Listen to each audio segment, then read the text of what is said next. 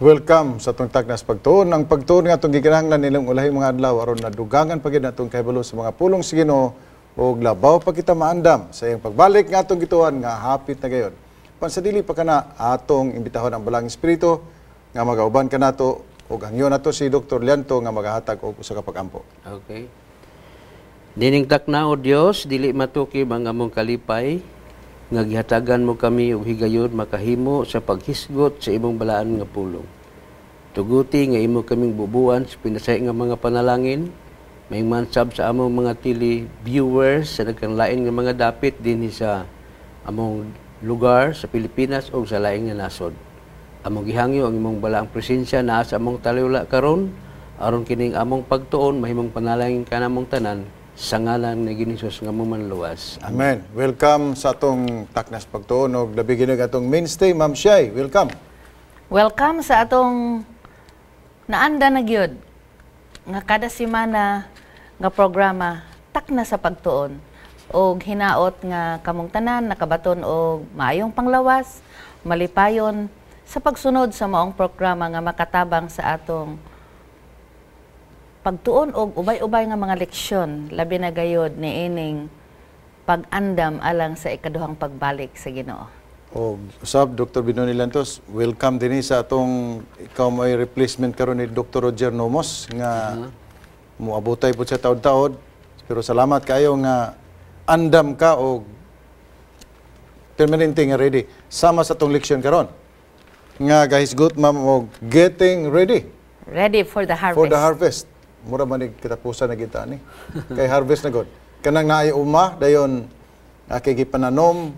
Mao man yung panahon ma'am say nga dakong kalipay. Dagan magigag uma sa kasulti naman ni marag. Mao gyud ni siya maoy gipaabot labi na gyud mag-uuma ka. Pag paduol na ganing ang harvest time mao gyud ni ang kalipay. Basta kay Sa sakto mga lang yun. mag-uuma. Walay anay. Walay anay, walay mga piste nga makadaot sa mga tanom. Malipay gid ma'am siya basta harvest na. Malipay gyud. Ako dili lang ko malipay kay wa mo ko harveston. Pero espirituhanon nga sinultihan adunay kalipay tungod kay maapil man kita. Kita ang dura po tay side sa harvest kay kita apil man ta sa pagtanom pero ang Ginoo gid mismo mao'y dakong kalipay sa panahon sa harvest. Kay iya namang tipunon niya dito sa kamalig. O dito pilian niya unsa bana sa pamaagi sa harvest. Anyway, mao magayong tunan. Ikaw Dr. Lianto, unsa may experience po nimo aning sa pagpananom nga dunay harvest?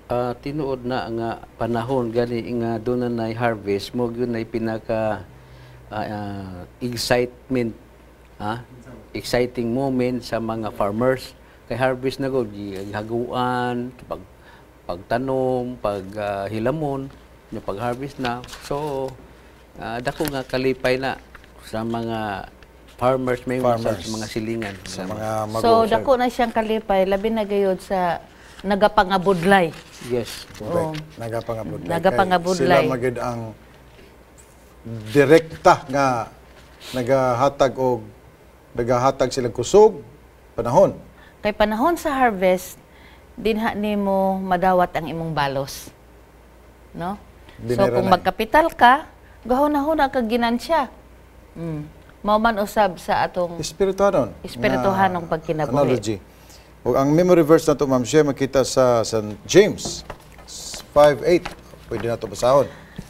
Sa James 5:8 nagaingon para mahibal-an nato kung unsa itong himuon samtang nagapaabotan ini nga harvest. Kamo usab kinahanglan magpailob. Lig-una ang inyong mga kasing-kasing kay haduol na ang pag-anhi sa Ginoo. So kada dayong harvest nga gisgutan diri sa leksyon. Pagbalik ni Ginoong Kristo. Mo na ang harvest. Tunay na harvest ug mo nay harvest nga way alkansi tungod kay duna na magid siya naandam sa iyang gingharian. Sa tupa sa iyang pagbalik, gakinahanglan og gyud og pagpangandam. Pagpangandam. Unsa ka nga klase nga pagpangandam ma'am siya daghan man tag nakita nga mga events, mga big events. Nakita nato nga bisan sa panahon sa December. Makita nato ang pagpangandam sa mga panimalay. Labi na yung mga bisita nila mga bot, gikan sa Amerika, sa London, sa Vienna. Dili basta-basta ang pagpangandam. For example, ang umalabot nga pagbisita sa Papa, Karon, dili sa atong nasod, sa nasod sa karong Pilipinas, January, Enero 15 ngadto sa 2015. 20, Grabe oh. ang preparasyon. Kagabi naminaw ko nga adunay choir nga ginaandam with 1,000 Members. singers. Singers, Sabi ha? ko, wow! Sa ato pa, Sa to pa, dili basta-basta ang musika. Ug naay daghang kaayong participation sa mga grupo. Ug gaganina samtang nag-abre ko sa akong internet, ilahang gi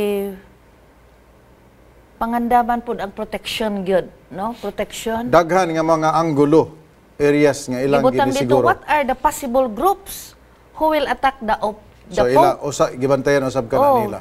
So wala gyud ingong mo atake pero gipangandaman ang mga posible nga grupo nga makadaot o mo atake sa presensya Kana ma'am sa siya, maong guys, Papa. good na siya sa mga pagpangandam. Mga physical participation sa Akong pagpangandam. ihuna-huna nga kung dako ang himuon sa pagpangandam sa usa ka dignitary o bisita nga dili basta-basta. Unsa pa kaha sa Ginoong Hesus nga hari sa mga hari o Dios nga maoy magbubuhat sa tibuok kalibutan. So kana nga nakita nato sa pagpangandam sa tawhanon nga side. Labo na gyud kun ang atong gipaabot nga hari mao si Ginoong Hesukristo. Mao Unsa gyud. man pud nga klase nga pagpangandam, andam na ba kita kaha sa pagbalik ni Ginoong Hesukristo? Mao kini ang atong talakayon o isgutan kay para mahibalaan po nato kung unsa pud nga klase sa pagpangandam ang atong andam. So mobalik ta sa aning ginatawag og harvest. Di man gyud ta mag-harvest og di ta magtanom, di ba? Magtanom, So moadto ta magbubo. sa unsa may mga kinahanglanon sa tanom aron siya mutubo ug mabuhi, mulambo. So kinahanglan di sa tanom nga dunay ulan, di ba? tubig. Oh. Tubig kay dili man na siya mo tubo kung walay ulan, kung walay yamog. Mainitan po siya. Mainitan po. So, Vitamina. so literally sa mga tanom na kinahanglan gyud na sila ulan, Ulan, hangin, hangin. sidlak sa adlaw. Yeah. Karon ako naobserbahan, pastor, di na kaayo mamunga ang nagkalain-lain nga fruit trees kung wala gyud mutangag supplements, no? Mga Murag vitamina mga lagi. vitamina. So, ubay-ubay ang mga gigikinahanglan sa usa ka tanom aron siya motubo. Doon na ba'y mga himuon sa tanom nga bisan hapit na siya ma-harvest, doon na ba'y himuon ang mga agriculturist para nga kadtong nakita na niya nga mga bunga wala pa gin-harvest, dili pa magina siguro nga kay nakita na niya nga nanay bunga din na kung wala pa gin-harvest, di pa gid siguro ma'am siya nga maiya na gid to kay posible the last week na imo anay adto unsa Kanang ba ka? amo 1,600 kapunuan nga mangga. So imong ma-imagine nga ang pag-atiman ana sa financer, no? Grabe gyud. Pagpabunga. So wa pa magpabunga, grabing mga supplements ang ihatag nila. Nya pagbunga ana, naa po'y spray ana nga kanang dili bitaw siya mga hulog. Oh. Kay namunga na pero mahulog. Muna po sa espirituhanon nga pag alaga nato nga dugay namunga ang atong pagministeryo na anay mga kalag na apoy mga hulog. So ingon ana pud ang tanom, di ba? Yan ang tanong. Unya, it takes time. Di kuan gyud sila, di kalendar gyud. Nya pagkadako-dako sa bunga para maproteksyon na siya, giputos na pud. Doble na Dako po siya. yung gasto.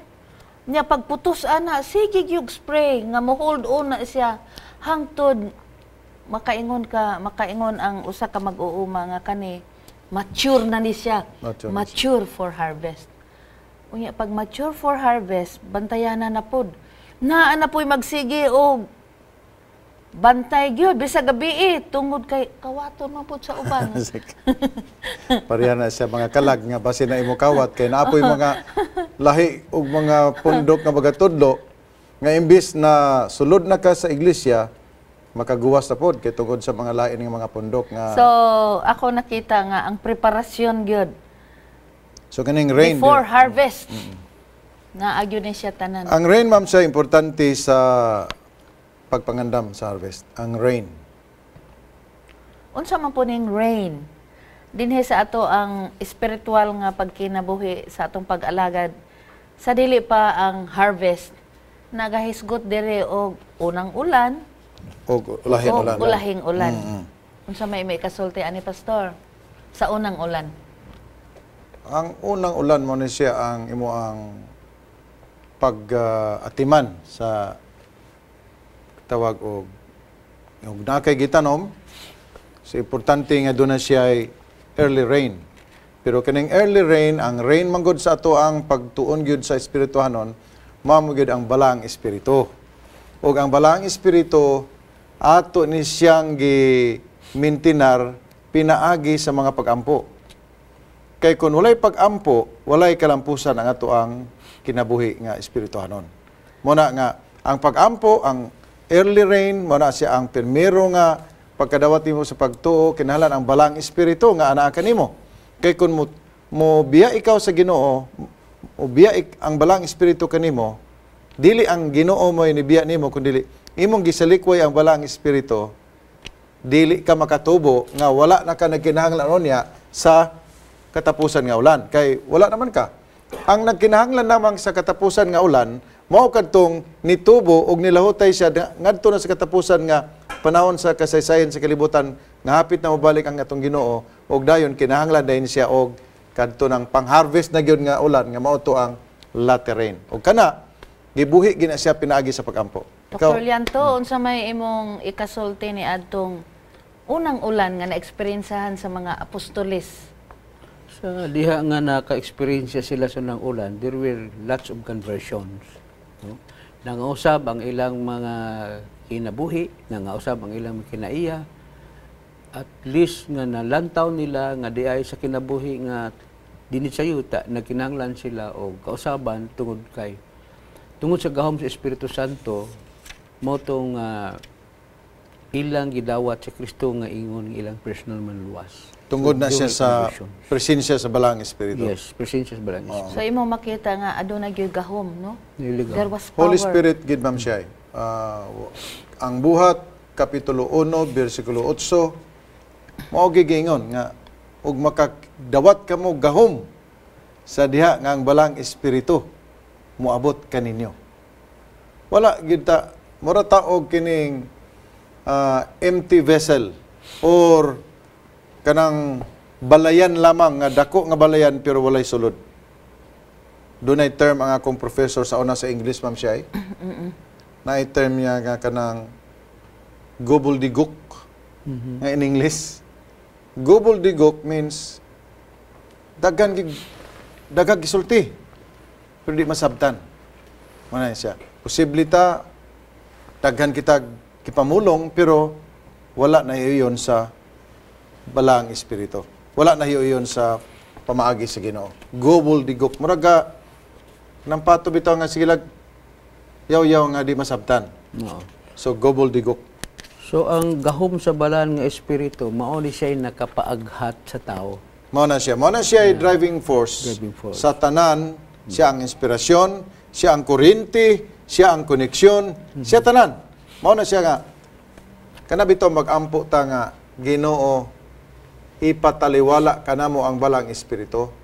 Dili pa din na siya igo, Dr. Binoni Lianto. Ang balang espiritu dili na siya gitawag og kauban sa gawas, kundi kauban sa sulod. Sulod. Oh. Within. Oh, dili siya tagagawas. Kundi ang balang espiritu tagasulod yun siya. Muna nga di pwede nimo imbitaran ang balang espiritu nga naa sa gawas. Kanang nga Ginoo hinaut ang imong balang espiritu ania sa kauban namo. Dili sulod namo. Kay ang balang espiritu mao na siya gahimo sa inside job. Insider ng balang espiritu. Ma-perfect niya ang iyang trabaho kung insider siya. Mao na kanindot sa balang espiritu mo. Di ginato kalimtan. Ang balang espiritu mao atong tugutan nga magpuyo sa tong kasing-kasing. Mao gyud. Dini sa tong kay kining pagbalik sa Ginoo ma'am siya. maapektahan ni siya, o kini atong pagpanganda, maapektahan ni siya sa atong knowledge kung doon na bagit siyang balik.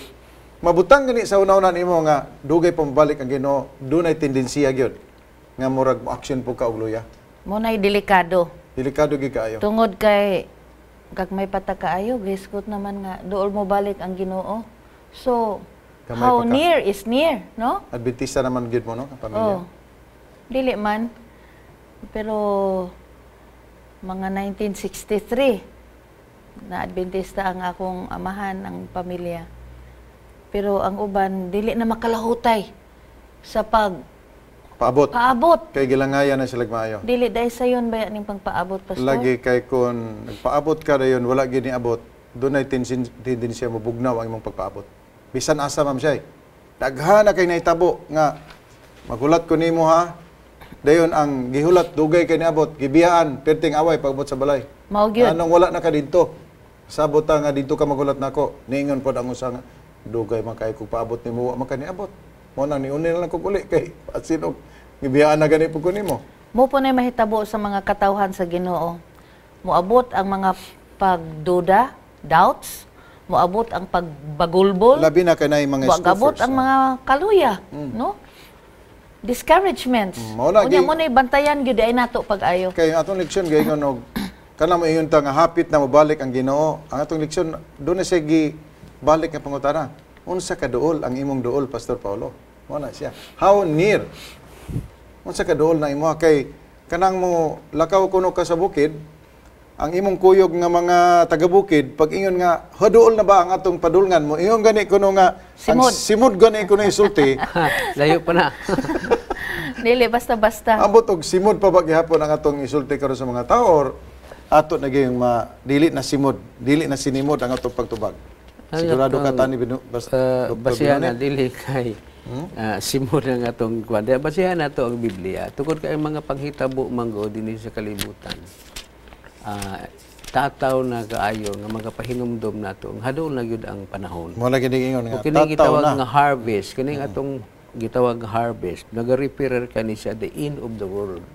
Katapusan sa kalibutan. Doon ako teksto basahon dire Dr. Lianto sa Santiago o James 5:7. Busa mga igsuon pagpailob kamo hangtod sa pag-ani sa Ginoo.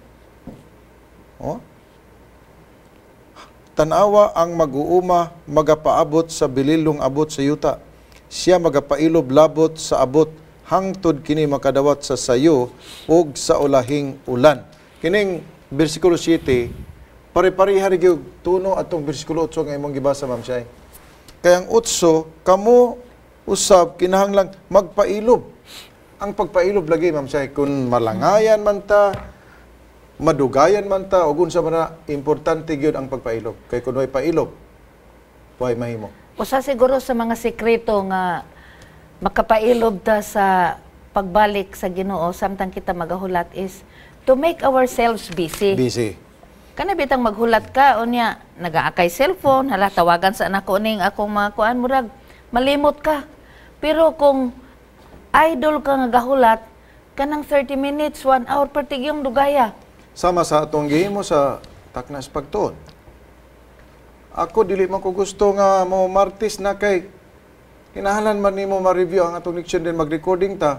Dili man daghan magma-involve nga mga tao sa atong recording. So pugong-pugong ta nga dili mamartis. Pero pag taud-taud nito koy martis man og ma-recording na pod nakalit ang panahon, paspas ang panahon kun doon na kay buhaton, Ma'am Shay. Mao gyud, mao na nga ato na puti ibalik tong usa ka sugyot nga giingon nga work as if Jesus is not coming. Plan, But live live as if a life this as is your if last day. this is your last day.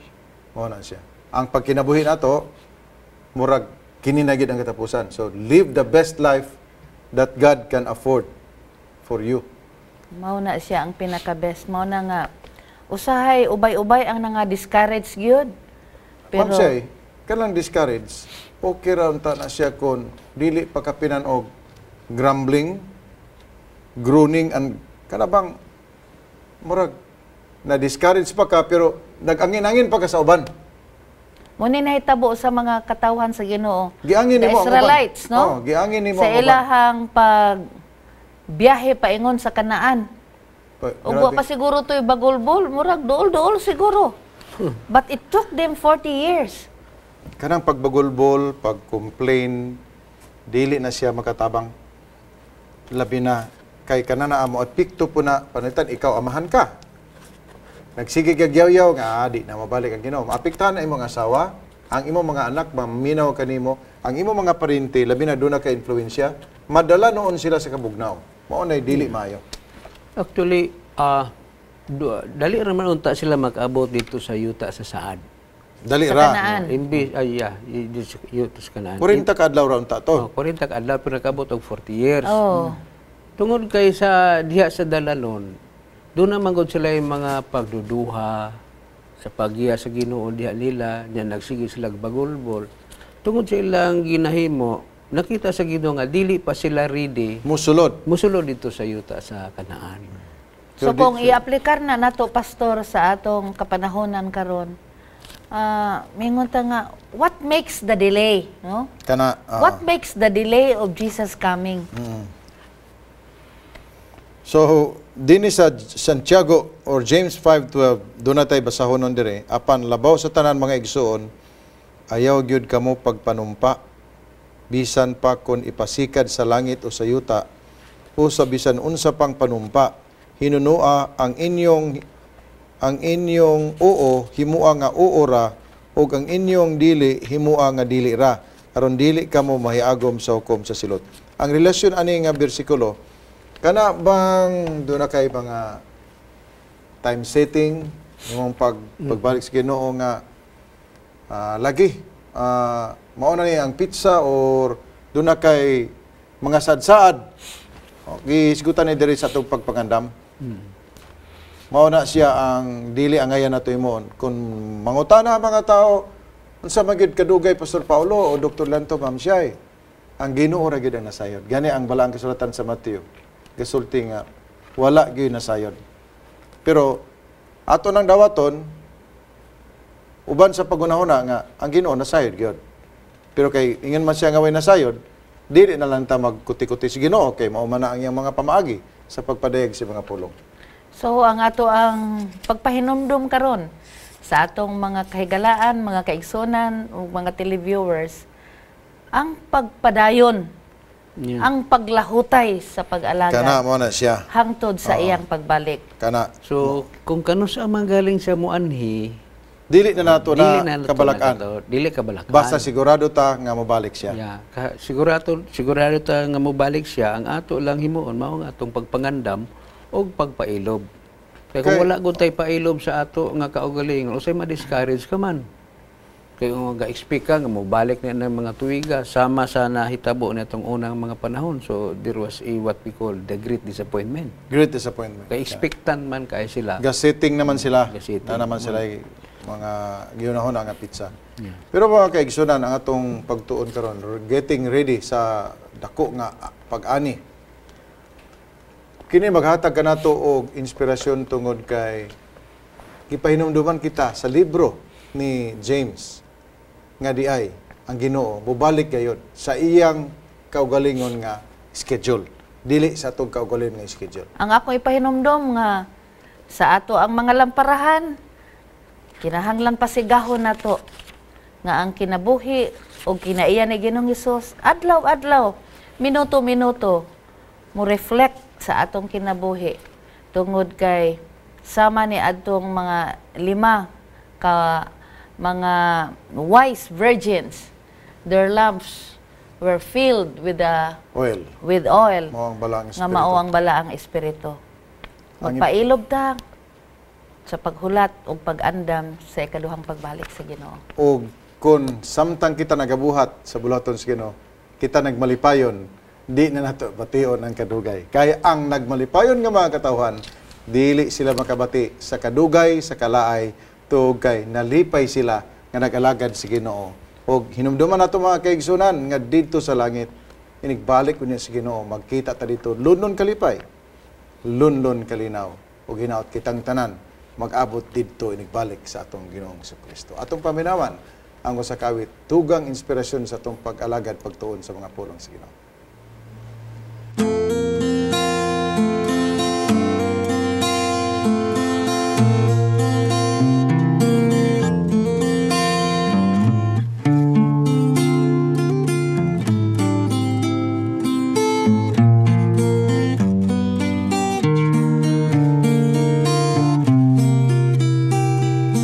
When you feel discouraged, when you feel that you're alone, when somebody neglects you and no one will comfort you, when you feel discouraged, when you feel that you're alone, when somebody neglects you and no one will comfort you, it's time to call for someone. It's time to talk to Him. He's near you and is reaching His hand. Now, Jesus is calling you and He's waiting you now.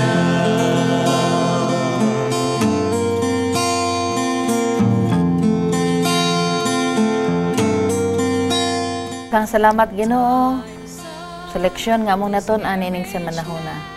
Among gihangyo nga ikaw magabubuo sa imong balang espiritu sa among tagsa-tagsa ka mga kinabuhi aron nga kami andam sa ikaduha nimo nga pagbalik.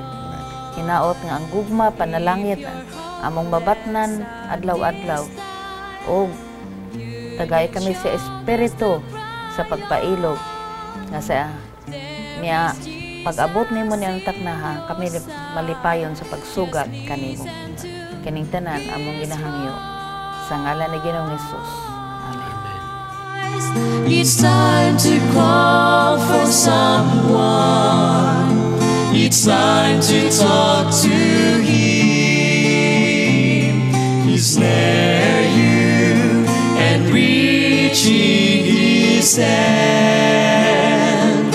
Now, Jesus is calling you and He's waiting you now. It's time to call for someone. It's time to talk to Him. He's near you and reaching His hand. Now, Jesus is calling you and He's waiting you now.